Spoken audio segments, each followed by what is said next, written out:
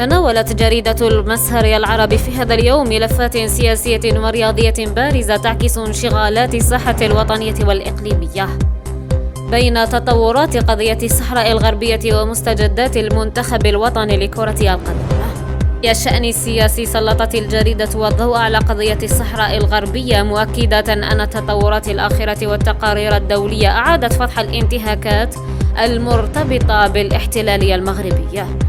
وانتقالا إلى الرياضة، أبرزت الجريدة والأجواء الإيجابية التي يعيشها المنتخب الوطني بعد تأهله المسبق، مشيرة إلى أن هذا التأهل لا ينبغي أن يكون سببا في التراخي، بل دافعا لمزيد من التركيز والاستعداد للاستحقاقات المقبلة. ونختم جولتنا بقلم المسار، حيث ركز الكاتب على أن الرقمنة الحقيقية لا تبدأ بالأجهزة والتقنيات فقط، بل تبدأ أولا بتغيير العقلية وترسيخ الثقافة الرقمية لدى الأفراد. وأكد في العمود أن نجاح مشاريع التحول الرقمي مرهون بوجود وعي مجتمعي وقدرة على استيعاب التطورات التكنولوجية واستغلالها بالشكل الأمثل. كما شدد على ضرورة الاستثمار في العنصر البشري والتكوين المستمر لمواكبة متطلبات العصر الرقمي.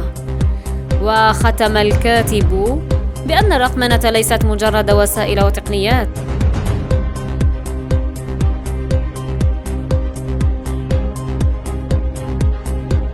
بل هي قبل كل شيء فكرة وثقافة تبدأ من العقول.